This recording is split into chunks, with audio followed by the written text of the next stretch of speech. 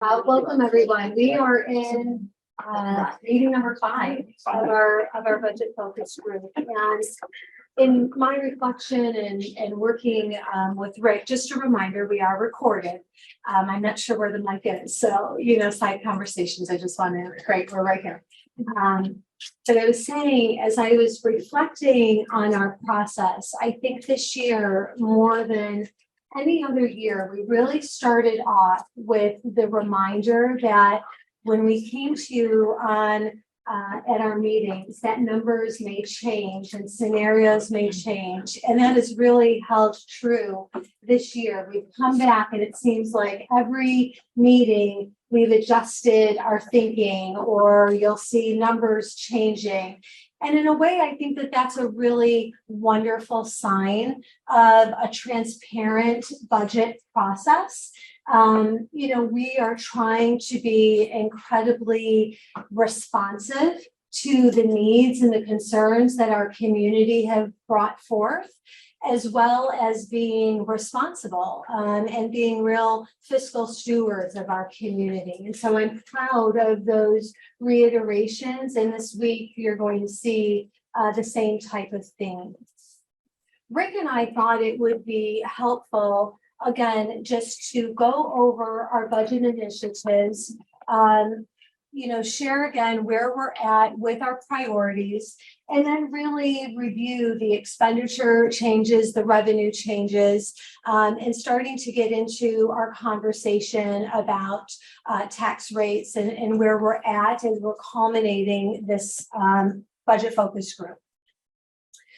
So again, in the theme of being responsive, we tried multiple ways this year to get feedback from our community. You know that this group, our budget focus group, sent out a thought exchange, but we sent out multiple thought exchanges this year. We sent one out for our strategic planning, one specifically in regards to safety, thought exchange to our staff. And so we really looked at all of that data together, including opportunities that I've had to meet with our faculty groups, our union leadership, even our student groups at both the high school and the middle school level, and really trying to understand what is important to our community. And again, the good news in all of those conversations is that the similar themes kept emerging, and we've talked about that. Really the need to look at our academic learning and the staffing and the commitment to really trying to impact the COVID, try to address the impact of COVID and really focusing on class sizes. We know that we are dealing with much more mental health needs and family supports. Of course, making safety and security a continued priority, and our operational needs. So I want to take some time to really talk about that and build even on the conversation that we had last meeting. Last meeting, I think we got great feedback around, well, what do you really mean about smaller class sizes? Are you adding more teachers? Is it the continuation of teachers? And so we really wanted to be clear in our communication, not only with this group, but as we continue to communicate out to the community. So in our class sizes, as I shared at our last meeting, we've had multiple conversations with staff and with administrators, and we are committed to really keeping elementary teachers that we're addressing particular cohorts, students, grade levels of real need, and trying to make sure that there were smaller class sizes so teachers could be more responsive to those students in those grade levels. And so that included maintaining 5 elementary teachers to create smaller class sections and 2 secondary teachers. So Rick had indicated in our communication that last year those positions were funded with federal stimulus funds. This year they've moved to the general budget. Another area of focus has been feedback that we've received, particularly about intervention supports and really looking at the needs both in reading and math. Our budget will increase math intervention support at the elementary level. We've also talked about providing pre-K specials at our elementary level. So that's a 0.2 FTE growth in all of our special areas, as well as looking critically at our special education needs. So looking at the needs of self-contained classes, our 12-1-1 classes, some classes at College Grove Middle School, as well as our 6-1-1 classrooms. We are or did increase ESL services last year. Again, so that'll move into our budget this year. And we are adding the support of a math specialist from BOCES. All of these decisions have been made in regards to conversations with administrators, teachers, but also looking at academic data and where we know our students need some extra support. In regards to mental health, we've talked about it here. It's not a surprise to this community. We continue to need to address the mental health needs that our students are bringing to us, what that looks like, both in terms of support or behavioral support. We'll be adding 2 school counselors at the elementary level, adding a social worker at the middle school level, and adding additional nursing services. We did add 1 LPN mid-year based on student need, and we'll be adding another nurse, or we have a recommended to add another nurse. Safety and security, you know that that's been a top priority of ours. We've been incredibly fortunate to be able to partner with Chris Mears as our director of security, but even more importantly, really create a security department. So that director position in conjunction with our swoop staff and an increase in swoop staff really allowed us to develop that Department of Security this year. And when we continued to talk with our community members, the increase of 4 security positions across the district will be recommended in our budget. And we've also talked about camera replacement plans. And so the need to really continue to build the technology that's going to offer safety and security measures to our campus. Last meeting, we also talked about in the areas of operation, when there had to be budget adjustments or cuts, we would often realize savings in our operational department. And so again, this year, making a real commitment to make sure that we have what's necessary to maintain our buildings. So again, adding a uploader cleaner to address support in our buildings, necessary building repairs, the purchasing of facilities equipment, and a transfer to capital. So what that means is about $100,000 dedicated to repairs of our building that we can accomplish outside of a capital improvement project. So these are the budget initiatives. These are the main priorities that we've heard. And before we move on in our 4 big areas, I just wonder if there are any questions or places of feedback that the committee wants to offer. Kristen, with the under the academic learning, with the pre-K for specials, which I fully support, do you anticipate needing to hire more staff members to cover those areas, or are we in a place right now where that can be covered with the staff that we have? Jamie, can you talk a little bit about that and that shift to staff? Where do we like to take that based on our sections and then taking a look at our current staffing and just see, you know, what specials are available in each of the buildings, and then do we those 2 parts positions to an additional needs. Okay. In regard to mental health and student support services, I'm glad that's being addressed.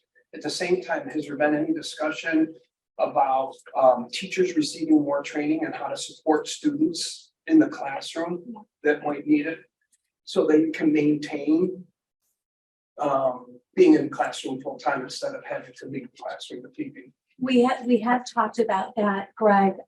It just recently, we met as an administrative team, for example, and we were talking about TCI training and our professional learning plan, which is being developed as we speak. You know, and some of the conversations that we've had is, for example, in therapeutic crisis intervention training, there's training for all staff. That's about, you know, how do we approach students? How do we not engage in the conflict cycle? How do we use, I'm speaking to the pro of it, how do we use common language when addressing students? And so much of our administrative conversation is how do we develop a professional development plan that allows for that foundational training for all staff members? And then after that, how do we identify those staff members that might need a heightened level of professional learning around therapeutic holds, for example, but we're really looking at our professional learning plan about how do we better address and support kids in their mental health needs. Thank you.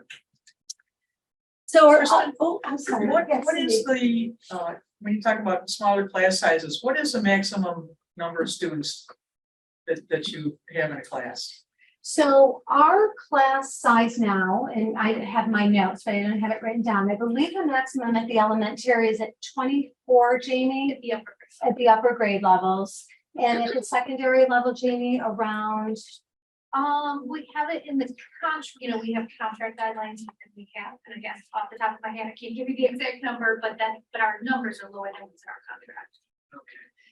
So Cindy, what we've talked about is, so we've got this document that talks about average class sizes. So let's say the average class upper elementary class might be allowed to go up to 24.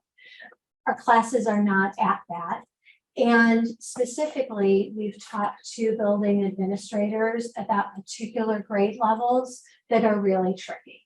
And so even keeping those classes smaller. So right now, when we look at enrollment and class sizes, you know, we're hovering around some classes being 18, 19. So well under our average class size. I won't say that that's every class, you know, because we talked about that here too, but it is a good portion of classes when we look at that average class size.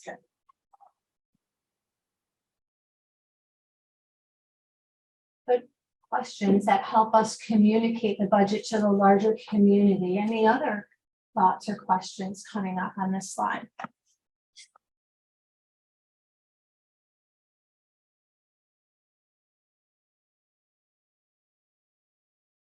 Talk then about some of our other budget initiatives.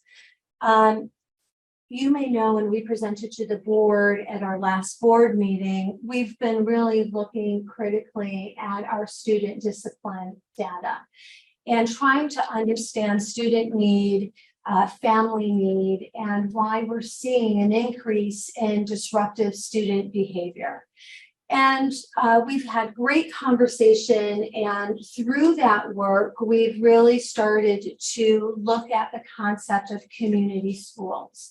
And community schools is an attempt to bring resources for families and for students under one large umbrella. And the intent of a community school model is that the healthier our community is, the healthier our students come to us at school, the better off we are able to serve them. And so what we recognized when we looked at our discipline information is that many of our students are coming from significant trauma that it was occurring before COVID, but it has absolutely been accelerated because of the impact of COVID. And so there are things that we want to work on in our community, such as homelessness, such as making sure that kids and families have the resources that they need, that they're connected to doctors outside of school, that they have access to supports.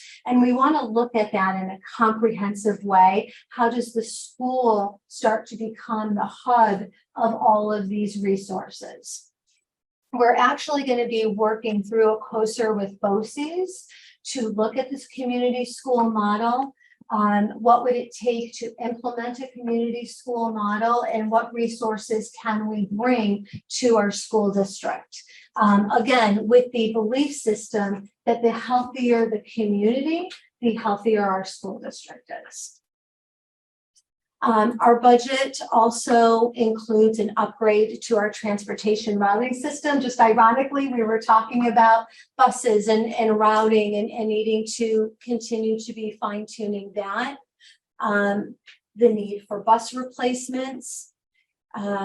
Earlier in the year, we presented to the Board of Education on the expansion of our pre-kindergarten program and adding 2 classes of pre-kindergarten, continue our software enhancements and technology for our students, as well as addressing our cybersecurity and technology security risks. That's just a part of the reality of our society. We have experienced that, or our neighbors experienced that in Hilton this past week, as we're trying and they're trying to determine where those threats are coming from.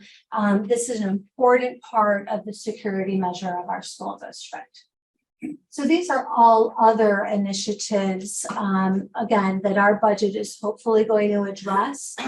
And as you can see, I think that there's pretty much every domain and department on the district is touched somehow within this budget. But I'm wondering if there are questions or thoughts about our other budget initiatives. Mike. Bus replacement plan. What is it going to be proposed this year? What's the proposal? 2 buses, 3 new buses? No, What's it's the proposal? 10, 10, okay, all gas, whatever. You're not going electric. correct. What is the plan for the future? Because I've taken some time looking at contacting fire departments. They're not really excited about electric buses because they can't handle them. I'm They're not, really looking at it. I'm not sure many districts in New York State right now are enthusiastic about the proposal for zero emissions, specifically electric buses.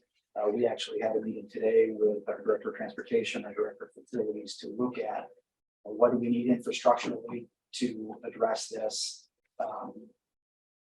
Cindy was talking about, we had an electric bus rep come out, and Cindy was actually lucky enough to drive it. So we are planning in the 27, 28 years when we need to begin purchasing at this point an electric bus. In 2035, based on the current legislation, that's when you should be, have a full fleet of electric buses. I think there's a lot of legislation and discussion that has to happen prior to that. Okay. But we are trying to prepare as best we can Sure. for what we know today. And I think so are the fire departments. Yeah. Because I know Churchville's already had a meeting. Gates has had problems installing their electric. The whole grid went down. You had to have RG&E come in to do it because there's other issues. So I just want to know where we stand in Spencer. Yeah, and I think Chris Nicholas, our head mechanic, is very on top of that. Jonathan, along with Darren Price, again, our director of facilities, have already reached out and spoke to the village, I believe. Village Electric. Yeah, so we are trying to, put our best foot forward in that. Sounds good. Thank you. Other thoughts? I just got one thought on the community schools. Can we elaborate on that a little bit?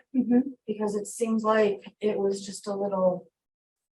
Yeah, So what would it entail? I gave a summary, Pat, we gave a whole presentation to the board at our last meeting, just to share a little bit of this. So if you think about community schools, think about what we do already. We have a family support center. Right. We used to have closed closets. We used to try to organize, or we are trying to organize counselors coming into the building through Rochester General to provide counseling support. The community schools model brings all of these different resources together under the umbrella of a community school. And so we would do a study to say, what does our community need? So for example, when we looked at our student discipline, we know one piece that we can improve upon is our family engagement. We know that some of our families have real barriers that they're facing and needs that they have. And as a result, their children come to school with a great deal of need and trauma. And we want to try to put those needs, centralize them in one place, and to be more responsive to the community.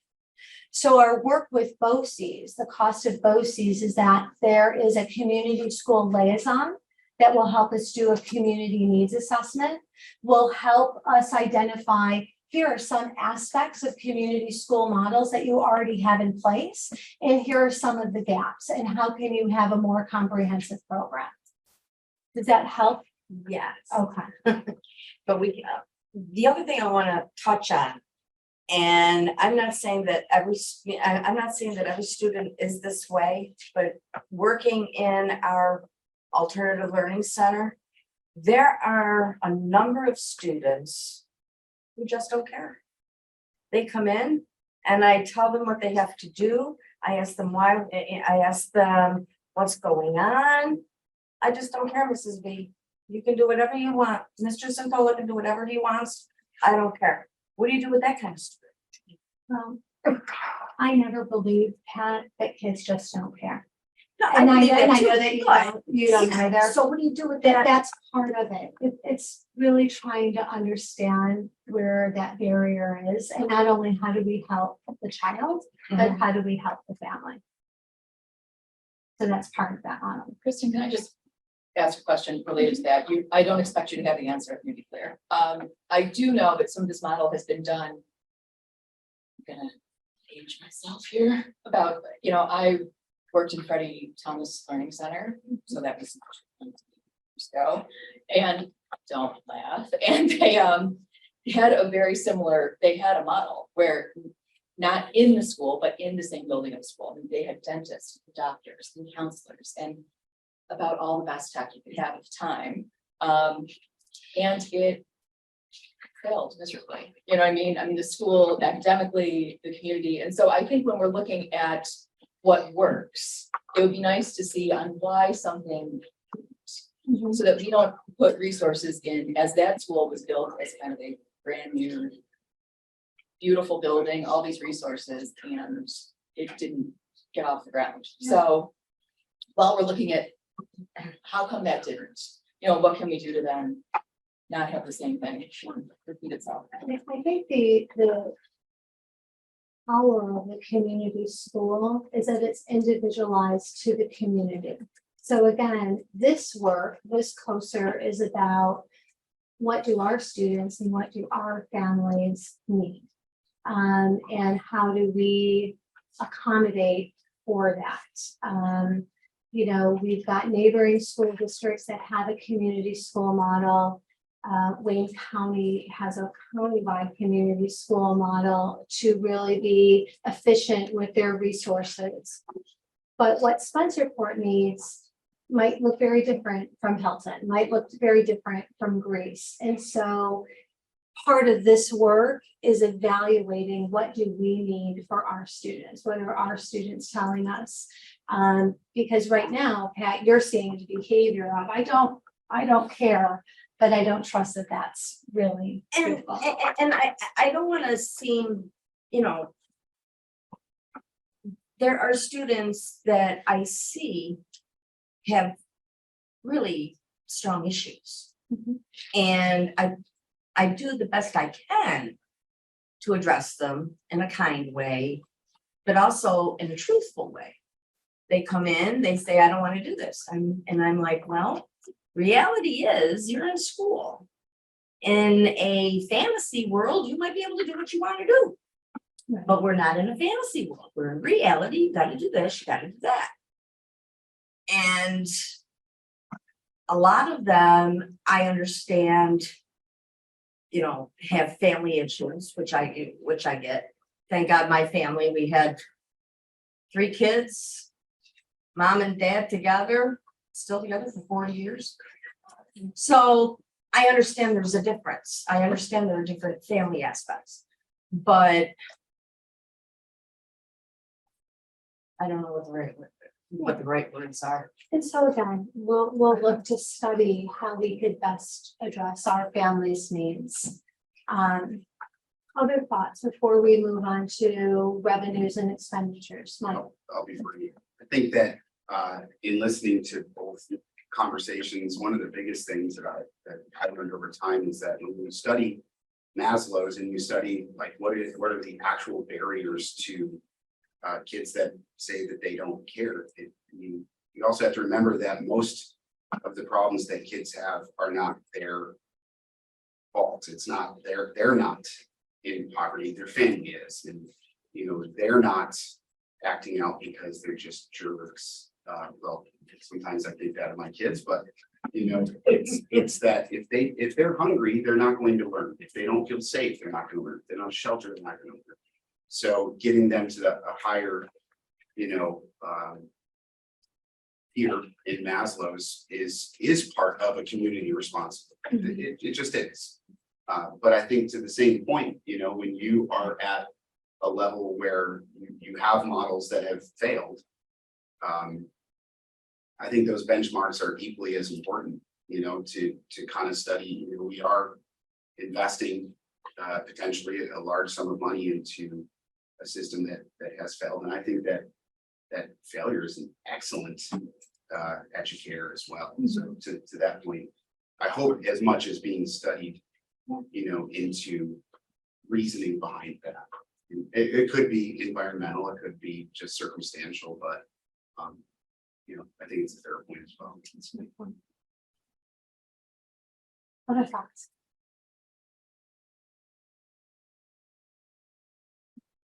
So we're going to transition into expenditures and revenues. So, starting with our priorities and how we want to be responsive to need, and now really looking at the financial aspect of that. Yep, so with all of what Kristen just shared, this is how sort of the numbers shook out. So in March, the last time we met on the 14th, we had a budget of 92.2 million.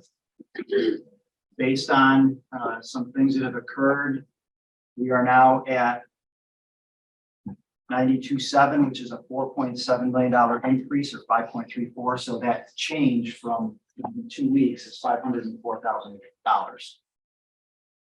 So how did we get there? This is sort of a breakdown of what occurred in that 2-week period. So salary adjustments, they have what we updated what they call graduate and in-service credits. Again, looking at special education, Kristen addressed it. There's essentially 3 positions, one for ICT at okay. Potentially a 12-on-1 and a contingency position. For the BOCES adjustments, just so you're aware, what happens is we in December, we provide BOCES information about what our services will be. They massage that, build their budget, they send that back to us based on their updated budget numbers. We then take that and update our budget and send back any changes that occur. So based on some of those changes, we made multiple adjustments there. Again, some of them are additions, some are just a reallocation. So for instance, you're seeing a decrease in the computer assisted instruction, in large part because I took 100,000 and did the transfer to capital, and I reallocated 200,000 up to the security of plant, because that's really where that COSR is, not necessarily under what they call the 2630. Students with disabilities, again, as they have the Committee of Special Education, they have more meetings with students, enrollment changes, we saw an increase. So in enrollment in specific programs as well as related service. So those are just some of the major increases. Any questions as it relates to some of how the numbers shake out? Okay, from a revenue side, again, you have to have a balanced budget. We were at 92.2. We're now at 92.7. What did we do to offset those increases? Again, I brought in, I'm going to start on the bottom. I brought in $100,000 from what we call our debt service fund. That's to help offset that $100,000 that we're using as a transfer to capital. So that's essentially budget neutral. Okay, and the advantage of doing that now is that we can get on a cycle where we have up to $100,000 that we can apply towards maintaining our facilities, and then receive aid in the following year. But it takes about a 2-year process to get that ball rolling. So the remainder of the differential went to the increase in the levy. Any questions on the revenue change? Okay, so just a revenue recap showing you where all of the funds are coming from. Again, 4.7 increase or 5.34% overall. But that's when you exclude, we're not using any reserves or appropriated fund balance to balance this budget at this point in time. Given that our maximum allowable levy limit, we wouldn't surpass that. So again, you've seen most of this information before. Our budget is currently at 92.7. The revenue excluding the levy is 50.1, so that the levy necessary to balance the budget is 42.5. Now, I share these scenarios. The first is what you could go out with, again, without having a supermajority or 60%. So that's sort of the maximum. The no change is what I would potentially say is a minimum. And then right now we need 42.5. We don't have, I mean, these are 3 different scenarios, but there's other scenarios. We can go out with a different levy number, okay? Given all of that, given all the initiatives that we shared with you, I think there's still things that we need to consider as a committee, as an administration for what our community expects. And that is, given our projected revenues, you're seeing a $4.9 million increase exclusive of the levy and that interfund transfer, right? The majority of that being foundation aid. Our state aid alone is 4.5 million of an increase budget to budget. The reason we're seeing such large increase is that the governor has proposed that they fully fund foundation aid. Okay, once that happens in the 23-24 budget, we now go back to regular formula. So what that means most likely is we're not going to receive these large jumps in foundation aid. It's going to be based on formula. And historically, as you know, our levy increases have been between 2 and 3%. More recently, the board has decided to go to the maximum allowable levy limit. On the expenditure side, again, just things that Kristen did a great job identifying what our initiatives are. And then other factors. So current inflation rate, 8%. So that translates into not just the school budget, but your home budget, groceries, fuel.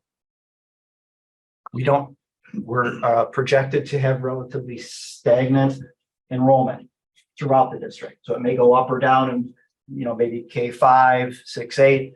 But overall, you're not going to see a lot of increase. And then reassessments are playing havoc with not just Spencerport, but with almost all of New York, but in particular Monroe County. So again, shared this with you when you did the little exercise. If we went out with no % increase at 41.5, we're currently at about 2.63%. And you can go up to a maximum of a little above the 7.5%. Any questions? Some of these. Anybody have any else that you may want to consider as you go out with communicating the budget? Nothing. I captured it all. Mike? The largest expenditure for any organization, of course, for a school district is going to be its people, and as it should be, right? Through the years, there's been various concessions and union contracts between health insurance. You're also switching from, I don't know how many tier 3, I'm assuming still quite a few, but as it's moved to tier 3, to tier 6. So I'm curious, is it more expensive now for a new teacher than it was? Because if the number one expense is people, which you would guess at 65% of the budget with health insurance up to 75%. Yep. If in health insurance certainly hasn't gotten less expensive, but I guess I'm just curious, would you say that it's less expensive to replace a teacher in tier 3 than with tier 6? Knowing that a teacher starting at tier 3 probably started at a much less salary than a teacher now. I don't know if I would say it's more or less expensive. I don't know, Jamie, any thought Yeah. process on? Currently, we have interest in salary. We don't have sessions come here from there.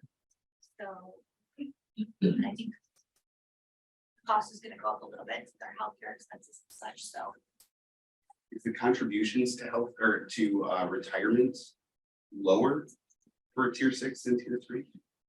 Or is it pretty much the same? Well, the majority of people are probably in tier 4 at this stage, like tier 1, 2, and 3 are probably out. They do break it down by tier. But there's not that much of a difference that's gonna make a difference, I think, budgetarily. I think I say it because I think it's important, because if they're gonna nitpick the number of teachers that are there, I don't think anybody in this room would suggest that we have too many educators. But I think that that's always been one of the biggest things is, when you're deciding on a percentage increase or, $4 million increase or whatever, it's pretty simple to just cut the budget, but you're literally cutting the individuals. $4 million, it's a lot of pencils to Well, cut, To that point, Mike, I think that's where Kristen's going, and that's what I've shared, more recently is when we've been in those positions where we have had to make reductions. Those reductions typically came from the operation side. And they weren't necessarily people, they were contractual building repairs. And again, we're at a tipping point now. So that when our board members go out and they report, report back, right about they identify, well, have you thought about this? You need to address this. How are you doing that? Had we not made those reductions, had we not made, $100,000 each year over the last 5 years, I think we're in a different story. Okay, so. Rick, with the number of teachers retiring, you say one, okay, we know that. Is that going to continue in a future year? Because you're adding 6 more teachers, at least I believe, 4 elementary, 2 high school. That were federally funded, now they're going on. Average salary is how much? $50,000 now, starting salary? Starting salary is at 46. Okay, so you're talking $300,000. Is that going to be able to be continued with people retiring to offset that? Because we all know you're saving anywhere $30,000 to $40,000 per teacher when they retire. Do you have that many teachers that will be retiring in the next couple of years? Because you must be aware of how many are getting near that. Because you can't cover if less people retire and you retain with the salary increases that are in the contracts. It's going to cost the district a lot more money. We know that when people retire, that's part of the incentive is to try and keep the salaries, as Mike said, 70% is salaries. Is it going to be able to be held up in 2 more years? I don't know that it's going to be held up. I mean, we've had I would say over the last few years, we've had a steady number of individuals retired, not just teachers, but other positions. So I don't think we've not recognized that, oh my gosh, there's going to be no one retiring, but it's been pretty steady throughout the years, anywhere from 5 to 6 overall. Okay, so again, assessments have been a real treat to try to figure out. I received a report from the town of Greece that shared what their estimates are. And for the time, I had 3%. The report I saw was in the range of 15%.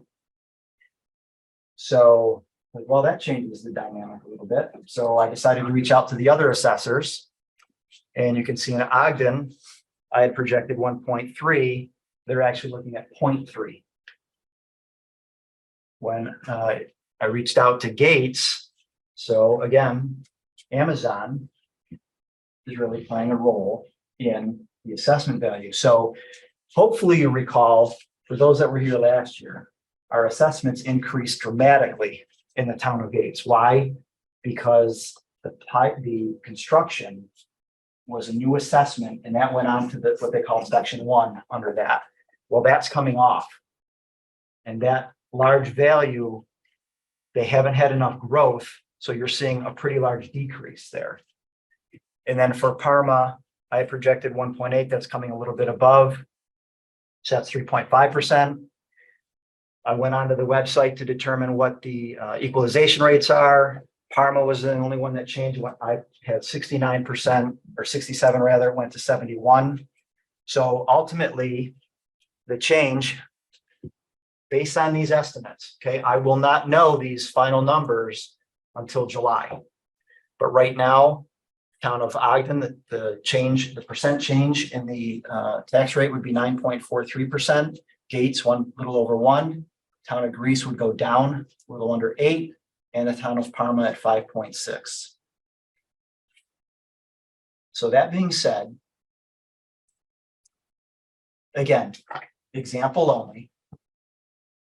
What I've tried to share is, again, this first column, current rates based on a $200,000 home. That's what your tax bill would look like, excluding STAR. And then just incrementally, what would happen to that tax bill at different percentages? Highlighted in yellow is where we're at right now to balance the budget. So if we were to go out, which is right now where we're at and what the recommendation would be, if you were living in the town of Ogden on an annual basis, that'd be a $445 increase or $37 per month. If you're in a town of Gates, it's $42 or $4 a month. Town of Greece, you're still showing a decrease, $357 on an annual change or $30 per month. And for the town of Parma, you'd see a $246 increase or $21 a month. So given that, let's just see.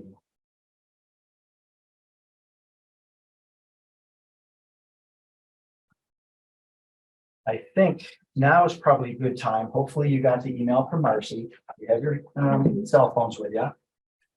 Mr. Allen's going to help me manage this. So I have to apologize for those early voters. We had to clear out your data because we had some tests in there as well that would have given us some inaccurate results. So if you are someone who did that before the meeting, I apologize. You are going to have to go back in and vote again, just because we had to clear those initial results. So if you can go in and then identify what particular range you think the community will support. Not what you would support, but what you think the community would support.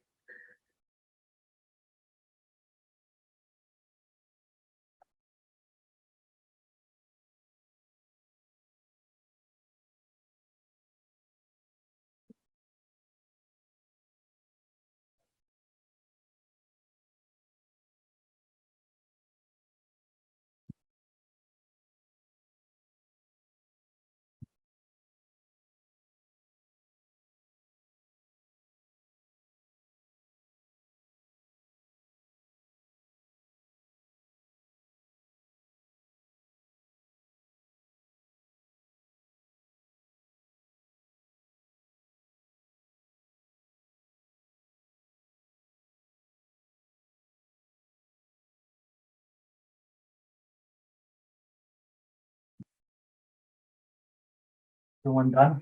We go a little bit more time.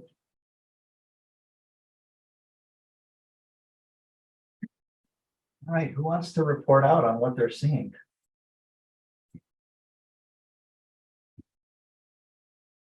When?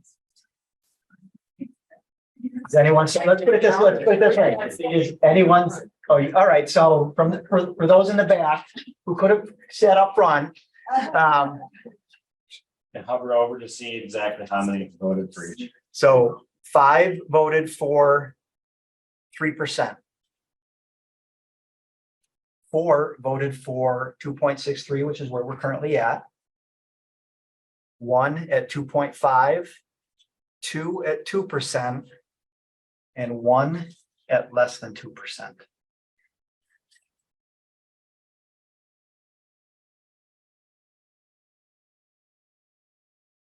So, I mean, I'll share with you mine. I'm surprised that many people went out at 3%.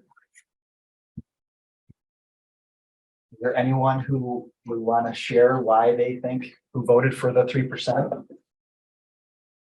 If it was $1 difference per month from 2.63 to 3. So I think that if somebody's willing to do that, have an increase of 2.63, at least I know personally, I could swing another $1 a month. Okay, So, great perspective, great perspective. Because the differential probably isn't yeah, as much. Mike, Rick, I think the question will be what the voters thought is what's gonna happen by the end of December. Okay, where are we at? Recession? Are we okay? Because depending on what goes here, I don't think people are gonna look at 2%. They're gonna look at $43 a month. And that's a $200,000 house. We all know a lot of us are above that. That means you're paying almost $60 a month more. Mhm. How many of them are gonna be able to afford that? I don't think they're gonna look at 3%. I think they're gonna look at $43 or 47. I agree. That doesn't make a difference.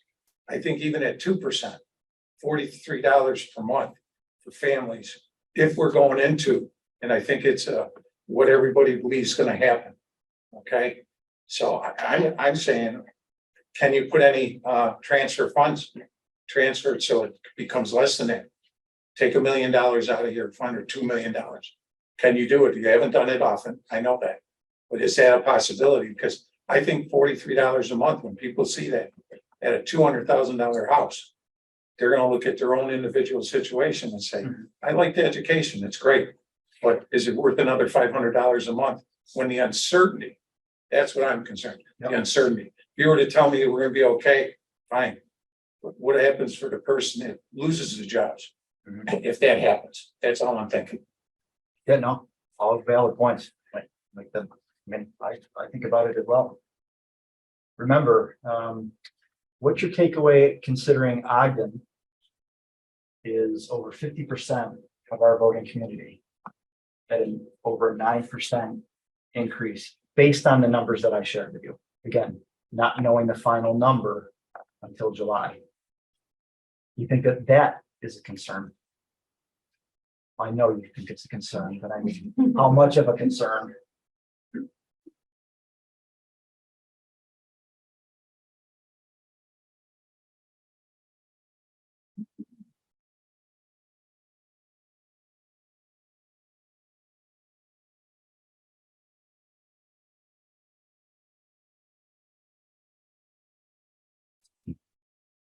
You're awful quiet. You had great questions when Chris was presenting. When they ask questions, I get crickets. I won't take that personally. Well, Rick, and the uncertainty of what Mike said, 50% is gonna go under a reassessment in 2024 too. They're gonna be told that. That's gonna scare a lot of people. It will. Because maybe my house was 250, all of a sudden now it's gonna be 300. Okay, 50,000 more added onto the per thousand. What's that gonna add to it on top of it for a future year? Which maybe puts next year's budget even in bigger trouble. So I think, that might be the uncertainty. I'm not sure what the other towns are doing. But we know Mike said that they're gonna be a reassessment Yeah. in 2024. The majority of towns are gonna do this. Yeah, majority. So that's another thing to add into the pot of when people know that. One of the things that I know, not to come to Rick's defense, not that he needs it, but what usually what we do when we build budgets is we look mostly at the dollar value. What is it that you need? And then you set a rate that is reflective of what you need. So just because you have revals in 2 towns, and seemingly it sounds like a bigger pot of money, that's not, I know for a fact, that's not how we do it. I'm pretty sure I know for a fact that's not how Rick does it. And what you would do is you decide we need, as for the town of Ogden, $15 million regardless. So you set a rate according to that, which after a reval, your rate's going to drop pretty significantly in order to come to the $15 million versus where it is right now. But to the point, when you're saying, it's only up $1, it's only up $45. Well, what was it only up last year? What was it only up the year before? And then if you don't have the adjustments in the rate, right? You've got the fire department, you've got the school district, you've got the county. If you're not having those entities decrease the rate commensurate with the amount that they need, that's where people just see that it is constantly increasing and increasing over time. So that's, to that point, Mike, I would say it's a cautionary tale of it's just as much now, it's just as much now. I don't want to speak on behalf of the board, but I'm pretty sure that one of the things that they're contemplating is the long range financial analysis. So again, tried to share, definitely shared with the board, tried to share with this group that, so Mike, to your point, if you lower the levy, even if we were to use reserve, whether it's a reduction in that, or, okay, you're lowering the base amount of your tax levy, which then cumulatively lowers what you can do each year. So again, Mike, I don't disagree with you. I think many people are going to say, well, I'm not worried about 3 years from now. I'm worried about today. But yet we have to try to, look long-term to see where we're going to be to avoid pitfalls. So there's another aspect that I think our board is wrestling with that, again, I'm just bringing your attention. So as we process all of this, that I'm sure that will be part of the equation. So just for time's sake, what's going to be on the ballot? Obviously, what our budget number will be, the expenditure plan. We're going to bring forth the proposition to establish or re-establish a capital reserve for buses and motor vehicle equipment. I think this is particularly important because of your question earlier about electric buses. Those buses are probably what, 425, if not more, is what we're hearing. Yeah, that was one thing. So, and as I mentioned before, the state aid is not really changed, so that's going to impact us financially. And then we have 3 open seats: Kate Zarnecki, Dave Gibardo, and Ms. Lori Stone are due. Anyone who's interested, deadline is April 17th by 5 p.m. See a couple people smiling. And lastly, again, I just want to remind everyone, our next meeting, April 11th, please join it. It'll be part of the board meeting. Superintendent will be making the recommendation. I'm sure the board would love to hear thoughts, comments, impressions from your time during our meetings. And we'll also do what they call the property tax report card, which requires board approval, which is just one of the financial requirements that all districts are required to do. So with that, I'm going to let Kristen maybe wrap everything up. Yeah, thank you. So, part of what Rick and I do is we take the questions that you've asked, the thoughts and the feedback that you give us throughout the week, and we really contemplate that. As I opened up, our intent was really to do 2 things: to be responsive to needs and to be responsible fiscally. And that is certainly part of my job, is to tell the community that narrative, to help them feel connected to this is what we identified was desired and is the need of our community, and to show how we've been responsive to that and responsible financially. So I appreciate the questions, I appreciate the thoughts and the pondering, because that will help us craft even a stronger community message. So now, leading up to the next meeting, I welcome you. If there are any other questions or thoughts that you may have leading up to April 11th, I hope that you'll reach out to me, reach out to Rick, so we can continue to put that narrative together for our community.